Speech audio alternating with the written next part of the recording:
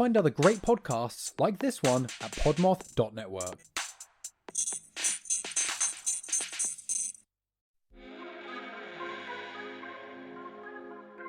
Hey, what's up, you guys? I'm Catherine. And I'm Haley. And we are Saturdays Are for the Ghouls, a podcast on the Podmoth.network. We cover all things spooky, like horror movies, true crime, the supernatural, and spooky stories, in the most chaotic way possible. So join your favorite ghoul friends every Saturday wherever you listen to podcasts. And become a spooky babe! So spooky babes, we'll see you in your nightmares!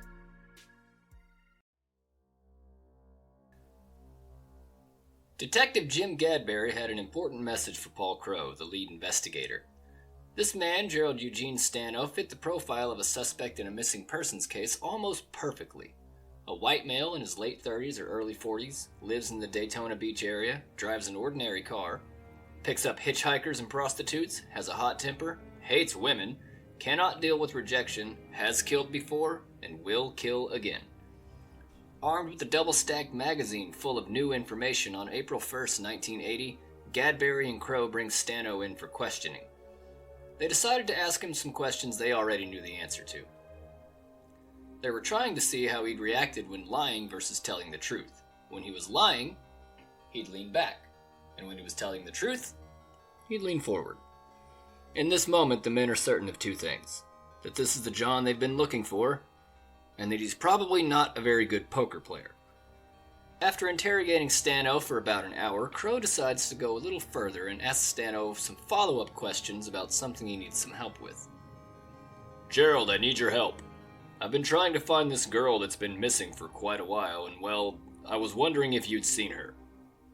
The detective shows him a picture of Mary. Stano says, Yeah, I seen her before. I saw her last month at another hotel. Gave her a ride to Atlantic Avenue, and that was the last time I saw her. Paul Crowe, a seasoned veteran of both the Vietnam War and the FBI Homicide Investigation School, knew that the man in front of him was lying. He was intimately familiar with the criminal mind and how to dig for information. Gerald, what are you upset about? He asked. Stano leaned forward and looked directly into Crowe's eyes. Today's the day you got me day. Today's the day my parents adopted me. According to police reports, Stano began to talk about his childhood and his relationship with his parents. After a while, Crowe brought the subject back around to Mary Carol Miller. Stano changed his earlier statement about dropping her off in Atlantic Avenue and said that he ended up just driving around for a while and eventually stopped at a local supermarket to buy some beer. She just sat in the car while you got some beers. Yeah. Are you sure you didn't try to get in her pants, Gerald? Yeah. You wanted to get a little bit, and she didn't. Is that right? Yeah, goddammit. She didn't want to give it to you? No, she didn't. She could hit pretty hard, couldn't she, Gerald? You goddamn right she could. So what did you do? Did you hit her? You got pretty mad, didn't you? Goddamn right I did. I got so goddamn mad I stabbed her as hard as I could. Tell me how you stabbed her. Well, I carried his knife under the seat, so I pulled it out and just hit her as hard as I could. What did you do then, Gerald? I stabbed her several times in the chest. She opened the door and tried to get out, but I cut her on the leg and pulled her back in. I shut the door, she fell forward and hit her head against the dashboard and started gargling. I stabbed her a couple more times in the back because she was messing up my car. She just went limp, so I took her... Don't tell me anymore. Let's go in the car. You'll direct. I'll drive.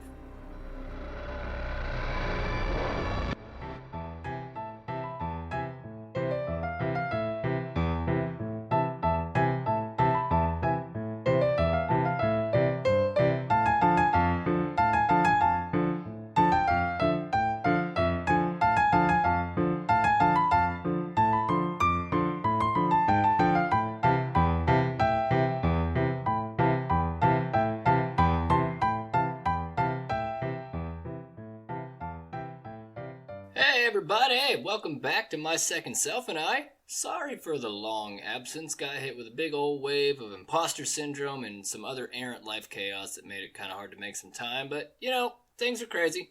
where they were, but they're calmer now, and I'm back. If you're new here, hi, I'm Matt.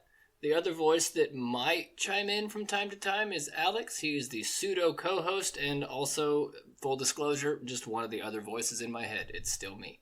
Today we're talking about a very interesting person. Gerald Eugene Stano confessed to around 41 murders, had 22 linked to him, and was convicted of one murder that landed him a death sentence. If that math doesn't make sense to you either, don't worry, we're gonna get there. And we'll go from the beginning like we usually do, and I'll get everybody caught up to speed in roughly about, half an hour or so. Look, just give me 30 minutes and I swear you'll love me. Please love me! I'm okay. Before we fly off into the wild purple yonder that is this story, I have to let new listeners know, check this out. This will make the show way better if I do this now. Guess what? This is a comedy show. I'm gonna make some jokes. Sometimes some of the stuff you hear in a true crime story, kind of gross. Maybe a little bit scary, a little bit sad. I need to be silly to be able to cope with the horrible shit that I read on here. So, don't worry. I know enough about what I'm doing, I think, at this point, to keep it tasteful, yet still entertaining. So now that that's out of the way, I can tell you a really interesting story. It is glad to be back, everybody. Let's whoosh on over to story time. Old Gerald was actually born as Paul Zeininger on September 12, 1951. Born in Schenectady, New York as the fifth child and the third that his mother would eventually put up for adoption. She was just tired of all these damn freeloading kids taking up all the extra space in her dresser drawers. She needs that space for more socks. No, but not much is known actually about his biological mother, except for that she was maybe a prostitute and that she was extraordinarily neglectful. In fact, she paid so little attention to poor little Paul that after she surrendered him over to social services, they told her that he was basically unadoptable. There were a ton of emotional and behavioral issues that proved to be just a little bit too difficult for most people to, want to take a chance on, which is weird. I've never heard that said about an infant human baby that's barely even a year old. That's usually something I hear when they're talking about, like, poorly socialized and aggressive dogs. That's unadoptable. I've never heard that said about a baby before. I mean, maybe they should have tried some treats or a prong collar, I mean, if we're going for results, then let's try everything, Him being put up for adoption might have been the best option for him, though. The best adoption option for him. He was so far gone that he was basically like a wild animal, frequently removing his diaper, playing with his own shit, sometimes eating it. There didn't seem to be a whole lot of hope for the aforementioned Zeininger. However, he is now a Stano after being voluntarily adopted by Norma Stano. Yay! She's a nurse, and her super supportive husband Eugene decided to take a chance and give Gerald the fighting chance he should have gotten from his real mom. They also changed his name from Paul Zeininger to Gerald Eugene Stano. Interesting fact I found, to keep in your hat for a little bit later on. A lot of serial killers are adoptees, and according to the FBI, 16% of all known serial killers have been adoptees. So, just thought that was interesting. Well, but Matt, what about the dad? What about him? I think he's still out for the fabled pack of smokes and gallon of milk. There is zero mention of the actual sperm donor anywhere in any of the articles I read, which I actually just realized kind of points, it's a little more evidence toward his mom being a sex worker. So, yeah, that actually makes a lot of sense now. His new foster parents were indeed very loving and caring, but he still had some behavioral problems. He wet the bed until about age 10. That's part of the serial killer triangle. He got C's and D's all throughout high school, except music. He was good at music. That kind of makes sense to me. Music makes you feel things, and he probably has a lot of different feeling floating around inside that head of his. He's also pretty emotionally distant, probably keeps a lot of things to himself, which could be why he connected with music. He does share a lot of similarities with other serial killers, too, as far as his behavioral issues go. A lot of times, serial killers are solidified in their loneliness by sometime between the ages 8 and 12, at least according to an FBI profiler, Robert Ressler. Check out this really neat quote from him. Loneliness and isolation do not always mean that the potential killers are introverted and shy. Some are, but others are gregarious with other men and are good talkers. The outward orientation of the latter masks their inner isolation. A lot of serial killers, as we've discussed before, tend to be able to blend in and adapt to their environment. They can just chameleon their way through whatever their day takes them through. You'd never know any of these people were even capable of even the smallest of crimes, let alone murdering tons of people in disgusting ways. He lied a lot, stole money out of his dad's wallet to... Oh my god, I forgot about this. Oh wow, this is the saddest goddamn thing I've read in a while on this show anyway. He stole money from his dad's wallet. He gave that money to some of the other kids on the track and field team so that they would lose on purpose just so that Stano didn't look like a complete and utter failure. I mean, I get why he did that, but that's still, it's like being the number one Candy Crush player in the world. Like, you still had to pay to win. And they're probably going to use that money to throw a party with beer and girls that Stano also isn't invited to. Jocks are mean like that. They probably roasted him a little bit after that, too. He was, no surprises here, bullied a shitload as well. Just couldn't figure out how to deal with bullies and mean kids, unfortunately. Seems like he probably internalized a lot of what he had to put up with on a given day, because at age 14, he was arrested for pulling a fire alarm, another time for throwing rocks over a bridge at cars, which could have maybe killed somebody, big rocks, small cars. When I'm through here, all these cars are gonna look like my ass, with a big crack and full of angry men. He was then sent to military school in Virginia to try to help him, straighten up and fly right. That didn't really work too well either. Turns out the environment didn't really matter. As soon as he got there, he began stealing from the other students. He picks pockets and purses like I pick my nose when I have a cold. I gotta get what I can, but I can't let anybody see me. Ew. He finally graduated high school at 21, back down in Daytona Beach, 21 years old. Graduating high school. Wow. After he got his diploma, he enrolled himself in computer school. Did pretty okay there, actually. Made his parents pretty happy for a while, until he got a job at a local hospital and was fired 5 months later for stealing money from coworkers, just rifling through purses and cheap handbags in the back. Like, all right, we got some paper clips, an eyebrow pencil, there's some lipstick. Kathy, you ain't kissing nobody with them bird lips. Who are you kidding? And what? You only got $6 in here? What gives? So that didn't work out too well for very long. He then moved back to Ormond Beach, Florida with his parents, was fired from a string of jobs in very short order after getting back down there. Can probably figure out why he didn't stick around those places. And then here's something that's going to stick with you for a little while. He met and impregnated a mentally challenged girl. I have no idea what the actual nature of their relationship to each other was, aside from this specific interaction. Regardless, her parents found out and were rightfully pretty pissed. And then Stano's parents were also pretty pissed because they had to pay for her abortion. Right around here is when Stano decides he wants to experiment a little bit with some stuff. I'm surprised it took this long, honestly. Think about his life up to this point. He's around 20 years old when this happens. His mother gave him up for adoption before he was a year old. No mention of biological dad anywhere, thanks Mom. He's got an entirely new name from the one he was born with, didn't have a ton of friends, made bad grades, threw rocks at cars for fun, stole shit, moved around a lot. He's got a lot of different things going on that he could have used an escape from. He winds up moving back down to Ormond Beach at the behest of his parents shortly after this whole situation, and he reluctantly agrees to go, but the next 5 years were just a blur of booze and whatever else he could get his hands on. And for him, probably seemed like a pretty short 5 years too. Alcohol is a gateway drug to the future. You ever start drinking on a Friday and you fall asleep later, and then when you wake up it's fucking Thursday? Yeah, turns out there's a wormhole at the bottom of every bottle of rum. 1975, he starts trying to get his life back in order, and, wouldn't you know it, he falls in love with a pretty girl. That sounds nice. A pretty girl who was working as a hairstylist. He got one with a job, too. Fuck yeah, how nice is that? Damn, I'm not usually jealous of people on crime shows. They get married. Don't know her name, by the way. Not gonna matter. Things were going well, and he even got a job with his father-in-law at a gas station. Hey, gotta start somewhere, but fuck yeah, job. Nice.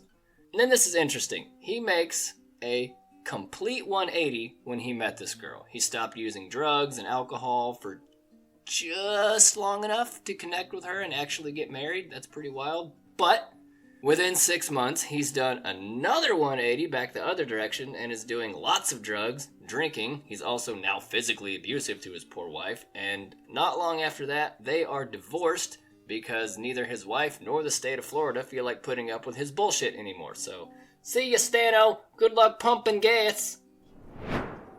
Another 5 years skates by, and Stano? I don't think he's been adjusting to life very well. He is arrested on March 25th, 1980 for attacking Donna Hensley. She escaped from a hotel, probably motel actually, and called the cops. She is a prostitute, and he approached her one night looking for a good time. Hey, do you know what a blumpkin is, and how much would you charge for a blumpkin? At the hotel, things didn't really go over very well between the two. Maybe she found out what a blumpkin was and didn't like the vibe, or more accurately, Stano refused to pay her up front, like a lot of women in that profession demand. I am also not going to tell you what that is. If you want to know, you have the internet. Donna didn't like the idea of possibly giving away her product for free, because why buy the cow if you've already got the cream, so they started arguing. Stano does the reasonable thing at this point and stabs her 30 times, insults her, and then just leaves. Bye! Tell your friends I'm a-coming for them. She didn't even have to do that, though, because turns out all the other local ladies also knew who he was, so it didn't take long to identify him, and he was arrested later that day. I have a question for all of you out there, and also myself when I listen to this later. How the fuck did she survive 30 stab wounds? Were they, like, surface stabs? Just, like, a little pokey poke? Like, how deep did he go? There's 30 stab wounds. That's a lot of blood, no matter what. Like, a stab has to produce blood, I would think. Like, where can you be stabbed 30 times and still live? How did he insult her, too? Was he just like, you dumb hooker, I ain't paying no more than $20 for a handy jack. Take that! Or, your boobs are 2 different cup sizes. I don't pay for defective product, you scamming whore. God damn it, stop bleeding on the carpet. I used my real name for this motel, you bitch. Stab. Why did his voice change? So this interaction with Donna is what led us to the cold open from the beginning of the episode. This would be the investigation into a long string of unsolved murders and missing person cases, most of which at this point have gone cold. Now, the person they're talking about in the interrogation wasn't Donna. That was a different girl that I'll fill you in on in just a couple of minutes here. Gerald had admitted that he began killing in the 1970s when he was in his 20s, but he also says he took his first life at the age of 18 in the late 60s, so there seems to be a little bit of discrepancy there. There were a lot of girls that had gone missing in the area and at that time, but there wasn't a ton of physical evidence to consider. He was supposedly active in Jersey and Florida, 2 places with a lot of thick accents, loud opinions, and even louder residents. He admitted that his first murder happened in New Jersey in '69, nice, then 6 more women in Pennsylvania, and after moving to Florida, he may have killed up to 30 more women. Most of them were women in vulnerable circumstances, and only 2 were not Caucasian, most of them between the ages of 16 and 25. We are going to blitz through the list of victims really quickly. The bodies of Janine Marie Ligatino, 19, and Anne Eugenia Arsenault, 17, were discovered stabbed to death in a vacant lot in Gainesville, Florida, March 21, 1973. Barbara Ann Bauer, 16, found on September 6, 1973, also in Florida. She'd been strangled to death and abducted from a shopping mall. Ew. Kathy Lee Scharf, 17, hitchhiker from Port Orange, whose body was found on January 19th in the Merritt Island National Wildlife Refuge near Titusville. She had been stabbed and strangled sometime between January 73, December 73, and January 74. This is the one that would end up getting his final death sentence conviction. More on that later. November 24th, 1974. Woman's decomposed body was found lying face down on an embankment about 50 feet behind the Interstate Mall in Altamont, Florida. Determined she'd been killed in the same spot that her body was dumped. Stabbed twice, was possibly sexually assaulted as her underwear was pulled down and shirt pulled up. Stano confessed to her murder in '82, said he picked her up while she was hitchhiking on Interstate 4. They argued and ended up murdering her. She is known as the Seminole County Jane Doe. January 2nd, 1975, the body of Nancy Jean Hurd, 24, found near Buller Creek Road, just north of Ormond Beach, strangled, posed, and covered with tree branches, last seen hitchhiking on Atlantic Avenue. Diana Lynn Valek, 18, was found on May 19, 1975 in Wesley Chapel, Florida. She had been shot to death. Susan Basil, age 12, was last seen in Port Orange on June 10, 1975. According to Stano's 1982 confession, picked her up as she got off the school bus, took her to the skating rink, instead strangled her, left her body in a patch of woods covered with palm fronds. Body was never found, and the site has been since built over. Man, what the fuck? That one sucks. That one stings. On July 22, 1975, fishermen discovered the body of 16-year-old Linda Ann Hamilton, strangled, drowned, and buried in the sand on the beach near Turtle Mountain State Park in New Smyrna, Florida. She was last seen walking down Atlantic Avenue. 21-year-old Emily Branch strangled body was found floating in Spruce Creek in December 1975. She'd been murdered a few months earlier. Susan Bickrest, 24, was an aspiring cosmetologist who had just moved to Daytona Beach from Ohio, kidnapped by Stano from her place of work on December 20th, 1975. How do you kidnap a hairstylist from work? That one seems... How do you pull that off? What do you say? 35-year-old Bonnie William Hughes was found on February 11th, 1976. She had been beaten all over her head and face. Her car, 1974 brown and gold Cadillac, found 50 feet from her body. It's like literally right over there. She was deaf in both ears and was last seen at an oyster bar in Winter Haven with an unknown white male. Ramona Cheryl Neal, 18, found in Tomoka State Park, May 29, 1976, body concealed with branches. Her brother, Tony Ecker, was a freelance journalist that covered a lot of this case, and he had waited a long time for Stano to pay for his crimes. This is a good quote from him. "I hope he says he's sorry, but I don't really care. It's time. I want to look at Stano, look at his face when they strap him in. I want the bad dreams to stop. As soon as he's put to death, the better we'll all rest." He just wants it to be over with, man. He's probably exhausted from living with this for 20 years. Victims 18-year-old Joan Gale Foster and 39-year-old Emily Grieve were both found on September 28, 77 and October 21st, 77 in Pasco County. Both had been shot multiple times. Moving right along here, this is a lot, I know. October 28, 1977, 23-year-old Phoebe Winston reported missing from her home in Plant City. I really hope the mayor of Plant City is just like a giant ficus. That'd be fun. She was last seen driving a 1964 light blue Ford four-door sedan. Body... that was recovered on March 3rd, 1978. On March 27th, 1979, her skeletal remains were found in a field, and she had also been shot in the head. Kathleen Mary Muldoon, 23, was in her third semester of woodworking classes, that's cool, at Daytona Beach Community College. School acquaintance gave her a ride to a restaurant on November 11th, 1977. Her body was later found in a drainage ditch, being beaten and shot. 35-year-old Sandra Dubose, or Dubois, was discovered on a deserted road near Daytona Beach in Brevard County on August 5, 1978. She was shot to death. 16-year-old Christine Goodson, found on April 15, 1979. Cause of death, not publicly revealed, no idea. 17-year-old Dorothy Williams, discovered stabbed and beaten to death behind a Holiday Inn in Tampa. If I'm ever murdered and you find me behind a Holiday Inn, just make something else up. Don't make it a Holiday Inn in Tampa. Mary Carol Marr, 20, was abducted on January 27, 1980, near the Daytona Beach Boardwalk and was stabbed to death. This is the missing person that Crow wanted help finding when he interviewed Stano. Her body was covered with branches and pretty obviously posed. Victim was lying on her back, arms positioned at her side, head turned upward. The body was completely clothed and there were no visual indication of sexual molestation. That's good at least. Crow surmised that she'd been dead for at least 2 weeks, and because of the advanced state of decomposition, not immediately clear what caused her death. Upon turning the young woman over, Crow discovered several puncture wounds to the back, suggesting that her killer had become enraged and repeatedly stabbed her. April 15, 1980, a boy in Holly Hill near Daytona Beach discovered a human skull in the woods at the end of the road. He took the skull home in a bag and showed it to his parents, who called the sheriff's office. "Hey, my boy just came home from school with a skull, and I don't think the theater is doing Hamlet this year, so I think y'all might want to come take a look at this." Investigators scoured the area for a few days and eventually found more remains, mostly skeletonized, and some pieces of clothing.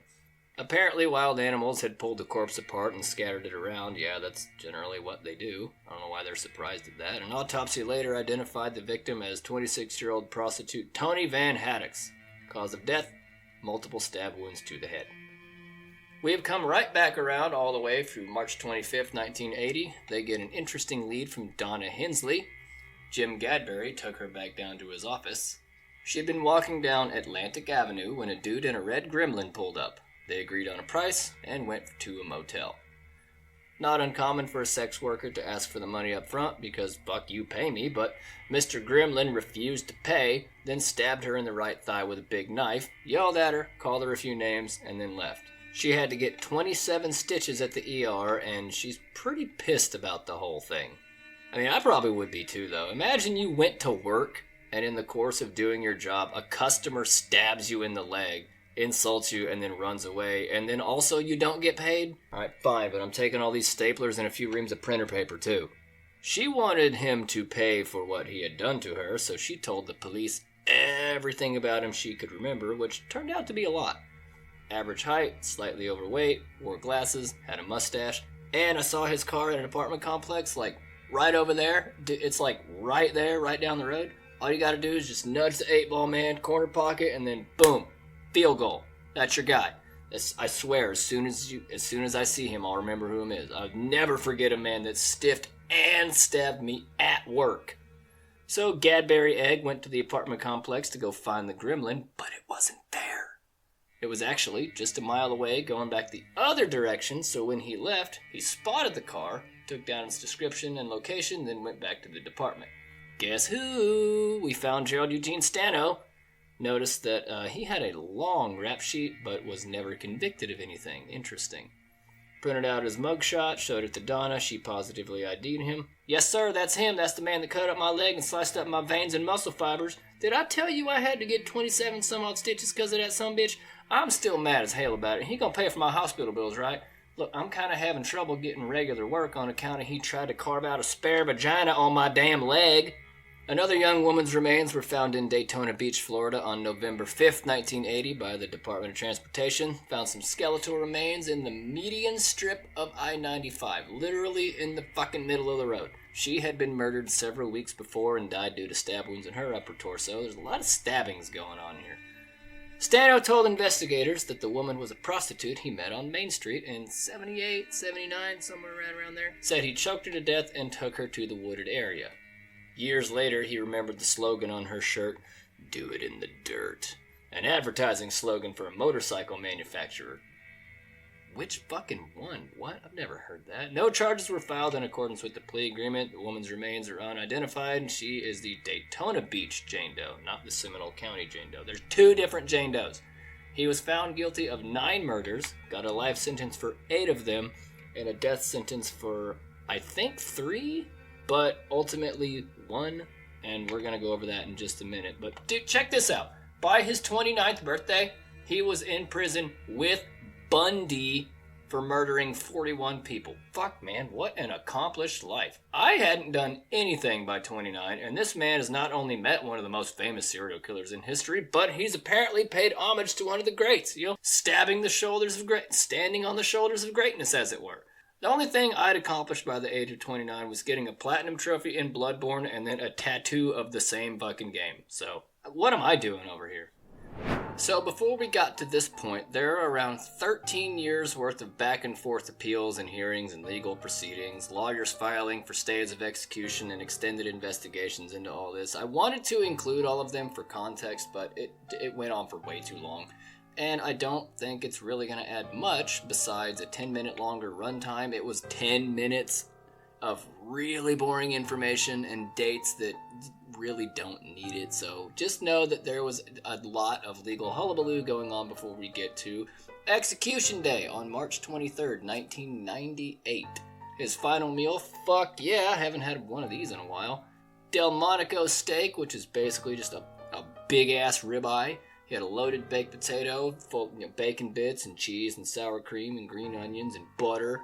Salad with some blue cheese dressing, some lima beans, gross. Gallon of mint chip ice cream, also meh. And a 2-liter of either Pepsi or maybe Dr. Pepper. I've seen him say both sodas. Alright, not bad. Hell yeah to most of that. Not a bad last meal. He claimed innocence the entire time, blaming his situation on investigator Paul Crowe. We're definitely going to talk about that in a little bit. He said, Gerald did, "I am innocent I am frightened, I was threatened, and I was held months after month without any real legal representation. I confess to crimes I did not commit. He was also the first execution since Old Sparky, the very originally named chair that was housed at the Florida State Penitentiary. Last time they used it, it malfunctioned while they were executing Pedro Medina. A foot-tall bolt of flame shot out of the top of this man's head the moment they turned the chair on. What in the fuck? Crazy enough, not the only time that's happened. That was the second time within 2 years that it's happened, which is already unacceptable, but still, one of the legal hullabaloo things that I skipped over was them deciding whether or not the chair was okay to use. They decided, yeah, still okay, in a 4-3-1 vote. Still, maybe a fire chair is still okay. I wonder if Stano was worried about becoming a Bengals smash hit when they were strapping him into the chair.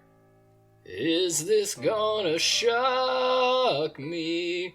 Or am I becoming an eternal flame?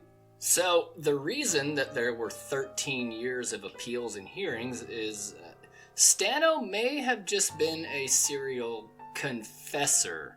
There seems to be an alarming lack of physical evidence linking him to any of the actual crimes. In fact, Gadberry actually rejected his first confessions as valid. 1986, Gadberry signed an affidavit that said Paul Crow, the investigator from earlier, was responsible for, quote, spoon-feeding Stano intimate details of unsolved homicides. Essentially, Paul would lead Stano into parroting back the information to him. Many other officers also testified that they saw Paul, quote, help him confess to crimes he didn't commit. He also, in a sworn testimony in a federal appeals court in Orlando, said he enlisted the help of a local reporter, Kathy Kelly, this is Paul Crow saying this, who used her newspaper archive powers to locate details of unsolved cold cases that Stano later confessed to, including the one that landed him the death sentence that he was carried out for, Kathy Lee Scharf. Stano also was only brought to trial on one homicide out of potentially 41. That's kind of weird. There wasn't any physical evidence, and the only thing that they had to go on was Stano's own confessions. In 1997, Arthur Nash admitted on his secret recording, I don't like that he'd lied in his testimony about Stano. He'd been coerced and asked by 2 prosecutors to make up a story in exchange for some kind of incentive. It didn't say what. 2007, FBI determined that their unidentified pubes couldn't have possibly belonged to Stano, which is also concerning. Susan Nix was at one point a police officer in Daytona Beach, but is now an agent with the Florida Department of Law Enforcement. She testified that Crow wanted to write a book about Stano and talked about sharing profits with Gary, which is what he called Stano, or Jerry. I think it's Jerry, but it's spelled with a G, so I don't know. Say what you want there, I guess. Stano isn't necessarily innocent. Here's the thing. He's not necessarily innocent, but the investigations weren't fully completed, and a lot of the lack of evidence could have been tainted by someone's desire to write a book. That's definitely a conflict of interest. Beliefs inform actions. So if you believe that you can stick to a plan, particularly one that could pay off financially for you, that could very easily wind up causing some skewed data or evidence in favor of whatever makes a better selling book. During a violent stabbing that Stano claimed to be involved in after an argument with a prostitute, Gadberry personally took the car to the crime lab and said that in 2 weeks, they didn't find a single drop of blood. I think that was talking about the Donna Hensley one. He stabbed her 30 some odd times. There would be blood. There's no way that it wouldn't be on him or on his clothes or tracked in his car. There'd be blood somewhere. His lawyer, Mark Olive, Greek god of justice, said that if anyone is the sort of person who would commit 40 perfect murders, it's not Stano. And again, that's his lawyer saying that, and the lawyer's not going to throw him under the bus, but I mean, if anyone's going to know the intimate details of their client, it would be their lawyer, so you can at least take that at face value and look a little deeper into it, I think. Then he goes on to describe a time when... This is funny, check this out. Stano gets into an argument with a hooker, as he often did. He fought with them all the time about not wanting to pay, so in one altercation, he got into an argument, didn't want to pay, but she wanted him to pay, so they raced each other to the police station to see who could report it first, which is like being in line first at the DMV in the morning. Yeah, sure, you're there, but no one really wins in that situation. So a lot of this feels like there should have been a way more diligent investigation, and done by more than just Paul Crowe. There wasn't any evidence or fibers or blood or property or DNA or anything physical that could actually link him to the crimes he confessed to. There were some eyewitness statements about Paul Crowe being a little too eager to solve this case, and if you take those at face value, it really seems like he had a little too much sway in the whole thing. However, eyewitness testimony is also pretty unreliable in many cases, and the thing about beliefs informing actions also works in the opposite direction. If other people believe that Crowe was pushing an agenda, then that could be confirmation bias acting against their active reasoning, which would be flawed. So there's a lot of confusion and different ways to look at things from either side here, honestly. But fuck, man, like somebody had to kill all those people, right? They didn't just do that to themselves. Somebody killed them. If you look at the profile, it kind of seems like circumstantially, this is reminding me a lot of fucking, My Cousin Vinny. Circumstantially, seems like he'd be a good fit for what they're saying that he did and that they got him to confess to, you know? A simple-minded, angry man that hates women, has to pay for sex, doesn't like paying for it, has had a very violent past, shady upbringing. He got bad grades, wet the bed until he was 10. He's a loner. He can't hold down a steady job, struggled with drug and alcohol. He's adopted. His parents neglected him. He lived in Florida for a long time. Like, he's got a lot of the different pieces of other serial killers that we've talked about on this show. So I'm kind of in a weird spot with this. I kind of don't know what to think. There's a lot of pieces you'll find attributed to other well-known serial killers, but I don't know. I have kind of a lot of reasonable doubt for this one. The not finding blood in the car thing is going to stick with me. Do I think Stano did it? Yes and no. Some of them, I think. I don't know about all of them.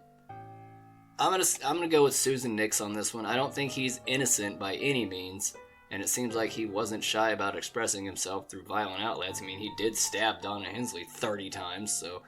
But I think there's just too much dirty water surrounding the whole thing that anyone could reasonably conclude that he was for sure involved in all of these. And I think that alone would be grounds, at least for a mistrial or an appeal, as some kind of way to make things more fair for him. And not defending potential murderer, he's just as likely either way, in my opinion, whether he did it or not. But if you're going to prosecute someone for murder, particularly if it's a capital case with the fucking death sentence on the table, then we have got to do things the right way. Find evidence, gather confessions that aren't potentially coerced, have multiple people working the case from multiple angles, and for fuck's sake, if anybody's going to try to potentially profit off of investigation, take them the fuck out of it.